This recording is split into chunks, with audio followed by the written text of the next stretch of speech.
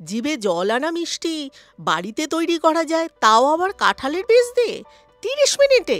এটা আবার হয় নাকি? হ্যাঁ হয়, কিছু ফেলে দেওয়া কাঁঠালের দানা দিয়ে। প্রথমে কাঁঠালের দানাগুলোকে ভালো করে সেদ্ধ করে নেব সেদ্ধ বাদাম আর 1 বাটি গুঁড়ো দুধ।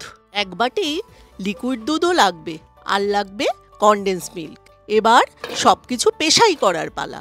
লিকুইড দুধ আর গুঁড়ো দুধ দিয়ে কাঁঠালের দানা, বাদাম এগুলোকে ভালোভাবে পেস্ট করে নেব। মিষ্টিকে ভালোবাসে না এমন বাঙালি কিন্তু খুঁজে পাওয়া খুব মুশকিল। আর সেই মিষ্টি যদি হয় বাড়িতে বানানো, তাহলে তো কেল্লা ফতে। এবার কড়াইতে কিছুটা ঘি দিয়ে তারপরে পুরো পেস্টটা ওই ঘিয়ের মধ্যে ঢেলে দিলাম। বেশ কিছুক্ষণ নাড়াচাড়া করার পর আমি দিয়েছি কনডেন্স মিল্ক। তোমরা চাইলে কিন্তু চিনিও দিতে পারো।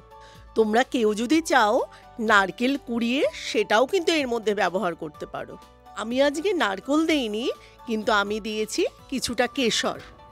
এরপরে 15 মিনিট ধরে ভালোভাবে নাড়াচাড়া করতে হবে। দেখো ঠিক এই রকম একটা মণ্ড তৈরি হবে। একটা থালায় বেশ কিছুটা ঘি নিয়ে ভালোভাবে মাখিয়ে নিতে হবে, যাতে সন্দেশগুলো থালায় লেগে না যায়। এইবার সন্দেশটাকে নাড়ুর মতো করে গোল গোল করে পাকিয়ে নেব। এই সন্দেশটাকে ভালোভাবে থালায় ছড়িয়ে নিয়ে পিস পিস করে কেটে কালাকাদের আকারও কিন্তু দিতে পারো।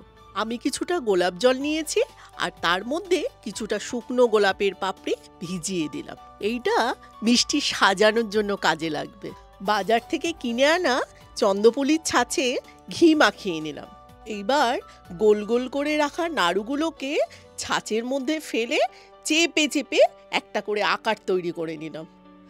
আর মাত্র 30 মিনিটেই আমাদের 1 থালা চন্দ্রপুলি রেডি। কোনোটা গোল, কোনোটা ত্রিকোণ, আবার কোনোটা লাভ শেপে। পুজো হোক বা বাড়িতে অতিথি আসুক, নিজের হাতে কাঁঠালের দানা দিয়ে চন্দ্রপুলি বানিয়ে খাওয়ানোর মজাটাই কিন্তু আলাদা। এবার 1 থালা চন্দ্রপুলির ওপরে গোলাপের পাপড়ি দিয়ে সুন্দরভাবে সাজিয়ে নিলাম। ভিডিওটা যদি ভালো লাগে লাইক তো করবেই, আর কমেন্ট করতে ভুলো না কিন্তু। দেখা হচ্ছে পরের ভিডিওতে।